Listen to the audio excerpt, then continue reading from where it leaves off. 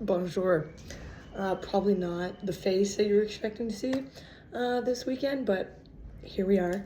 I am taking Jamie's advice and sending what I got going on verbally, so I'm not freaking out about how horrible my writing is and how bad the rough draft is and how embarrassing it is and how I don't have any, references put in yet and blah blah blah. So I'll just talk about it and you have to listen. Sorry, but here we go.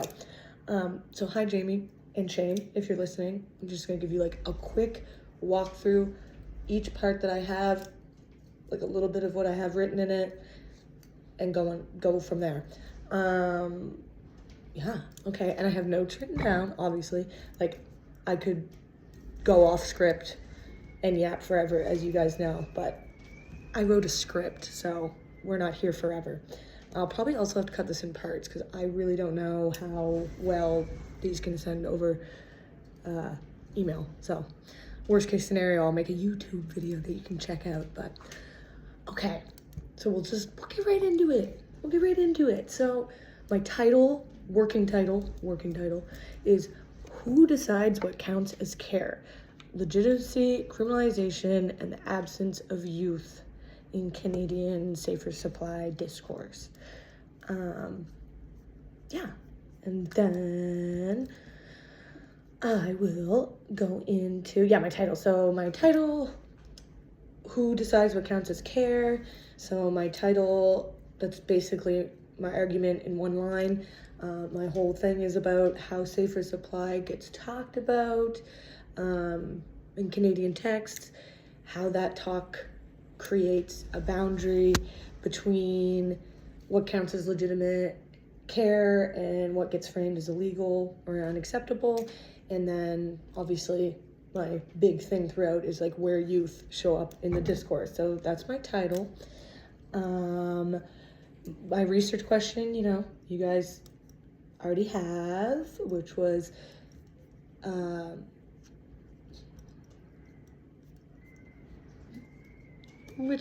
I just want to read it word for word. Given the relatively new adoption of safer supply as a response to the overdose and toxic drug crisis in Canada, how is safer supply represented in Canadian government policy and legal texts, as well as program documents and media coverage over the last 6 years? I'm particularly interested in how youth who use drugs and medical versus non-medical models of safer supply are framed within these representations. So that's quite a large research question, I know.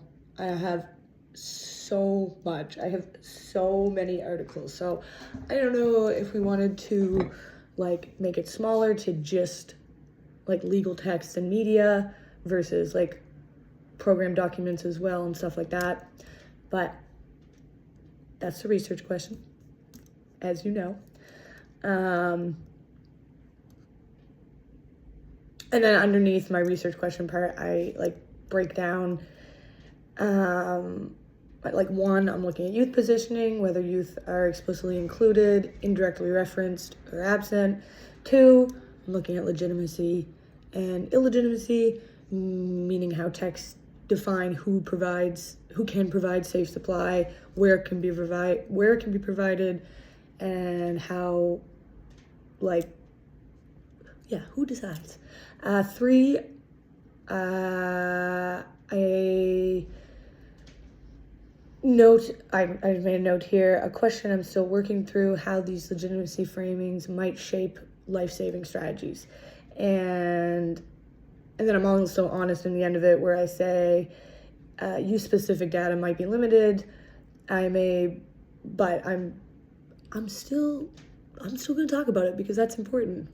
And then in that section, I also explain the reason why I've stayed Canada-wide, because safer supply is uneven across provinces since it's such a new thing. There's only a few in select provinces. So, and there's only one non-medical case, which is Dolph, and that's in BC. So I kind of, narrowing it down to Halifax and the Maritimes would kind of risk losing the comparison I was trying to make. So unfortunately, that's why it is so broad. So, and then I just said in this section does two things. So I state my research question and then explains the logic behind why. Then for my abstract, we got, sorry, I've lost my place now. Oh God, I'm lost in the sauce now. Oh yeah, okay.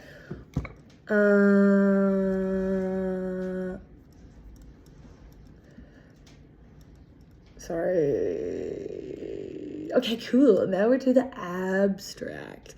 So I just, in the abstract, I summarize the whole thing. I explain the context. So safer supply has emerged during the toxic drug crisis, where the unregulated drug market has become increasingly dangerous and unpredictable. I name my key comparison. Medical safer supply is increasingly integrated into some public health frameworks through doctors and pharmacies.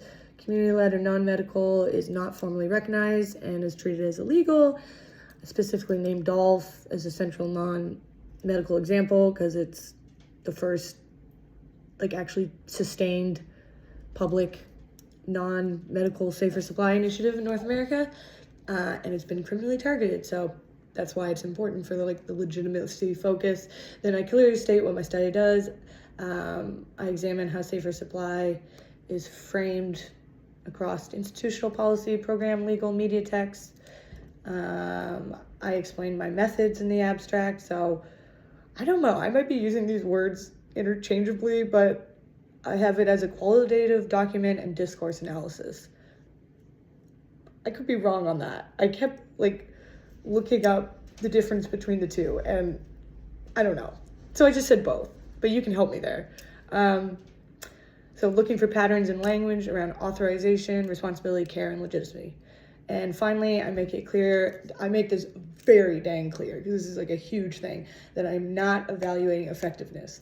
That's not my place. Also, safe supply is so new that we don't really know its effectiveness yet. A lot of people are making, sorry, I've got a crazy stance going on right now. Some people are making it sound like it's not working. It is working, but we don't know. It hasn't been that long. There's conversations about it, why it might not work, why there's things that are happening that are leading to people saying, oh, they're selling this on the street, they're taking that. So there's discussion around it, but that's not my discussion. That has nothing to do with me. So I make it very clear that I am not, I'm analyzing how discourse constructs acceptable and unacceptable care. And then I obviously highlight that I'm paying attention to youth positioning when they're included, a little bit referenced or completely absent from the discourse. But I made it clear that I am not evaluating effectiveness in my abstract. Then, introduction. I lay out my problem. So I start I describe the toxic drug crisis, ongoing public health emergency, reference to Health Canada, toxic illegal supply is a central driver of opioid toxicity deaths. Then I describe the shift in responses over time. So I have earlier approaches tended to rely on criminalization, abstinence, prevention, which is a lot of still youth-centered conversations. It's a lot of prevention, don't do drugs, blah, blah, blah. Then more recent strategies, including harm reduction, which is naloxone, supervised consumption, and OAT treatment. And then I introduce safer supply as a more recent intervention. I explain what makes it different. I explain kind of what it is and how the difference is that it targets the supply versus targeting the person. So, and then I explain that safer supply isn't just one thing, which is key to my thesis. I distinguish between medical model, community-led models, and then explain why that matters, why that distinction between medical and non-medical matters, kind of analytically, because it reveals how legitimacy and authority are kind of constructed. And then I introduce youth as my key thread, that they're often framed, I have here, they're framed as vulnerable, in need of protection and prevention, and they show up very inconsistently in safer supply discourse if they show up at all, which I think is lame. So basically my introduction sums up. I have my little bullet points: why safer supply matters right now, why discourse matters, why legitimacy and authority are central to it, and why youth are there. Okay, I bet you're having a blast right now. I bet you this is so fun for you guys. I bet you're having so much fun on this Saturday morning. Listen to me not shut the hell up. How about I just get down to like my kind of lit review section, because we don't need to do the whole dang thing because you'll blow your brains out. But I already told me in my research question.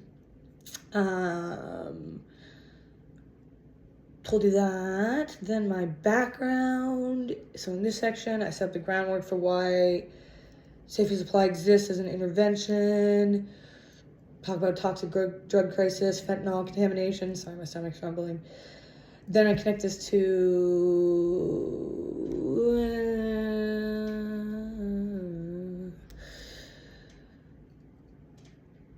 Sorry, I'm reading while talking. Okay, so then kind of in my background, I go into governance and the authorization of care. That's kind of like one of my little headers.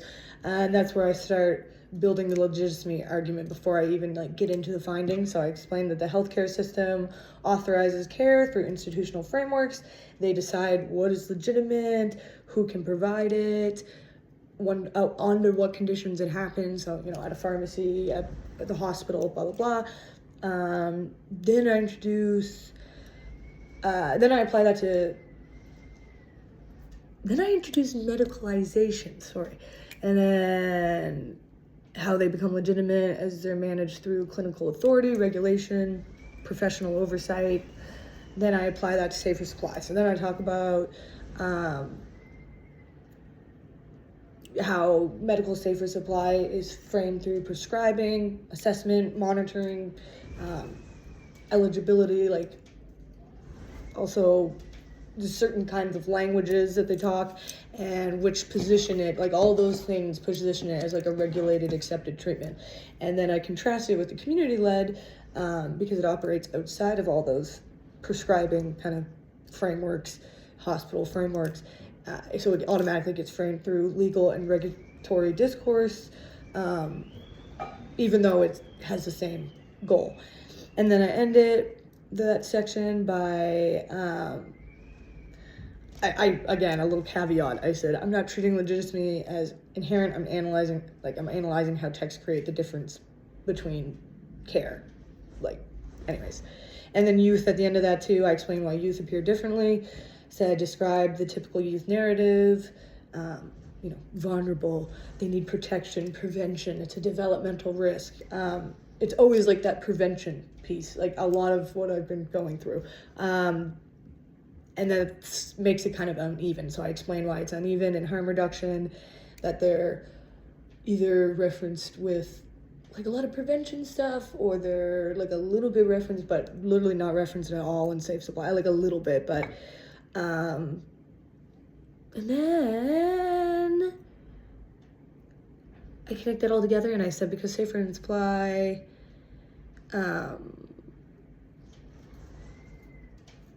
so because there's like a safer supply narrative implies allowing ongoing drug use. So like drug addicts to use drugs, you're giving them a safer supply of their drugs, that like it's kind of hard to fit youth into that narrative because we're so like we don't want to accept the kids are doing drugs.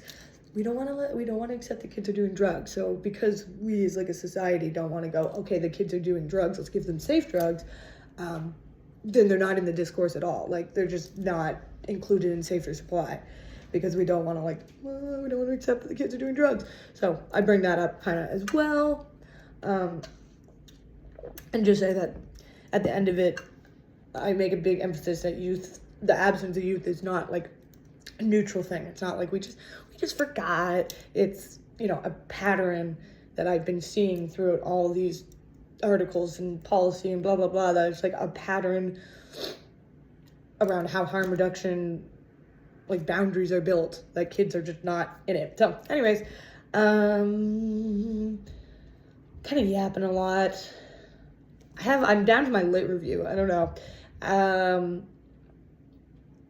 Like, I've broken up my lit review kind of. Again, I did a lot of my lit review with all of that information, with, like, Canada policy, legal program documents from, like, Mosh and Dolph and all these other places, and then also, like, articles and then media text. So that's what my lit review is at now.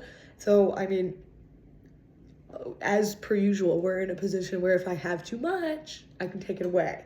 So, like, for my lit review so far, I have my little sections. I have, first one, harm reduction approaches. So what I put in my notes here. In this section, I review core harm reduction interventions, show a pattern.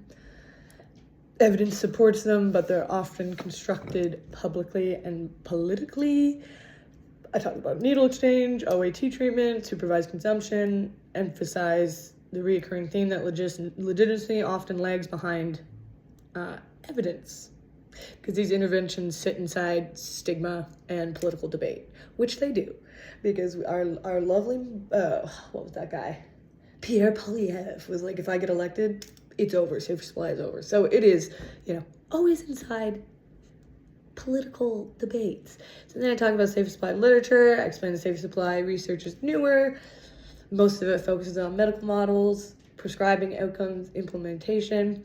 Then I point out the imbalance that community-led supply is much less present in peer-reviewed literature, and when it does appear, it's often through controversy, public conflict, or advocacy.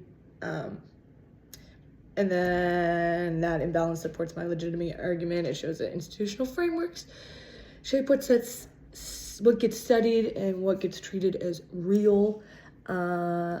Then discourse, policy, and public narratives. Kind of talk about how discourse is not neutral, that media and policy shape meaning.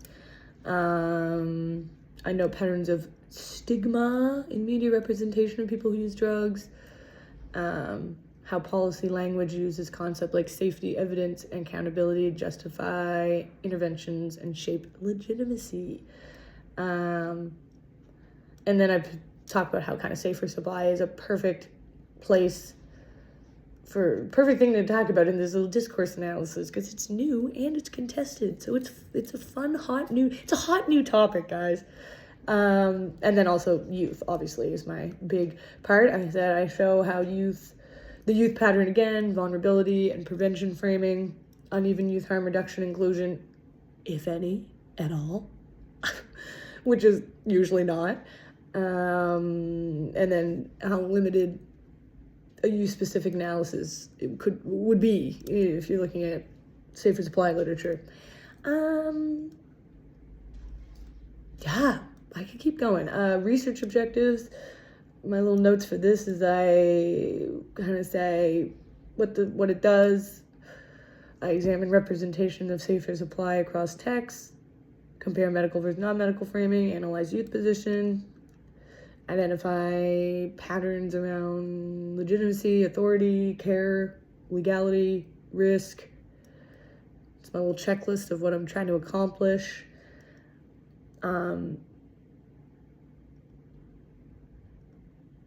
So here's my method. So this is why I picked qualitative document and discourse analysis, but I could be totally wrong. I could be wrong that this is what this is, but I explained why I'm using qualitative document analysis, because it treats documents as meaning-making tools, not just neutral evidence. And I just explain discourse analysis as focusing on how language produces categories.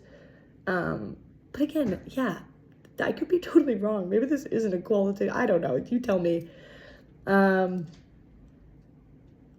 I go into my research design, some of my coding process, just some little groups that I have is the categories some of them I have is care / therapeutic framing, authority versus / expertise, legality / regulation, risk / safety, youth inclusion / indirect reference / absence, Those are just like some of the things I've been looking for while going through. And yeah, I got to my findings, but again, I won't go into that because those are kind of findings based off what I've been doing in secret over here, my little secret project I've been working on. So hey, if we narrow it down, I could be changing some of my findings, even though, like, even if we narrow it down or whatever, it's not going to change what I found. It's just going to change how much is backing that up. So, like, you know, if we took away program documents and just kept it to, like, legal or, like, policy and media or whatever, like, it's not going to change what I found, because I found that through all of them. But, yeah, just make it a little bit smaller. So that's up to you guys. But, you know, not a bad thing to have too much, I guess.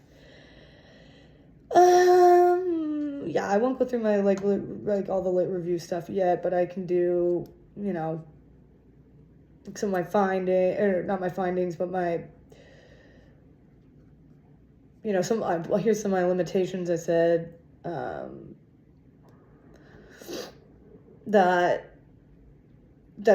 discourse analysis is interpretive, not quantitative, that use are limited, the time frame, how new safer supply is, blah, blah, blah, blah, blah. Yeah, so my conclusion, like, I kind of got to there already of just, like, what I think I've kind of found, but, I just, obviously, like, medical safer supply framed through clinical governance and legitimacy, community-led safer supply framed through legality and conflict, youth unevenly present, often absent. You know, those are my just jot notes of what I found. And then, yeah. There we go. I'm so sorry. I am so sorry. So, the main feedback is I want, it's about, you know, I don't know, anything, but about scope. Like, I can defend why I need to go beyond Halifax, because it's Dolphins in BC, and it's such a new thing that it's barely anywhere anyways, let alone the Maritimes. But yeah, I don't know. I don't know. This could be horrible. This could be absolutely horrible. You guys could completely hate it. It's just, I wanted to do something on safer supply because I just think it's such a new topic. It's a really important topic. I would love to get in on the ground floor, you know? I would love to get in on the ground floor of this topic. So that's why I really want to do it. And I just think, like, if I tried to do a paper about the effectiveness of it, like, who am I to say? So that's why I wanted to avoid anything that's saying, like, safer supply is good or bad. So when I was trying to think of ways to avoid that situation of, like, this is good, this is bad, or, like, you know, the medicalized version is good and this is bad. Like, I do not want to get into that territory. So that's why I'm like, okay, so what is up for, like, what is up for interpretation? We talk about language. That's like, because if someone's like, well, I think you're wrong and your thesis is wrong, I can be like, okay, that's like your interpretation. Cool.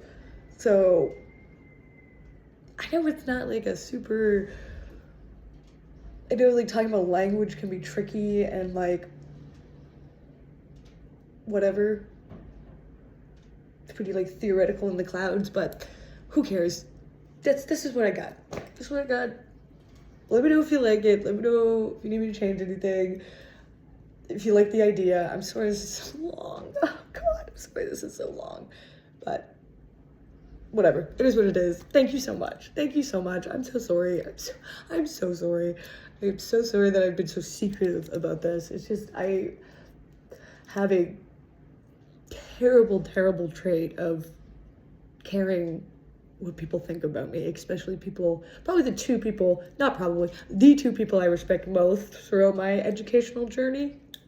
So I really just got into a bad head state of not wanting to send you guys slop with, like, no references in there yet, with no structure to it, but I think that obviously is what you guys were supposed to be there for. So that's on me, and that's my fault, and I need to stop being so like, I can do it by myself, because I obviously can't do it all by myself, and I need your help. So let me know if you like it or you hate it or the vibes. Okay, bye.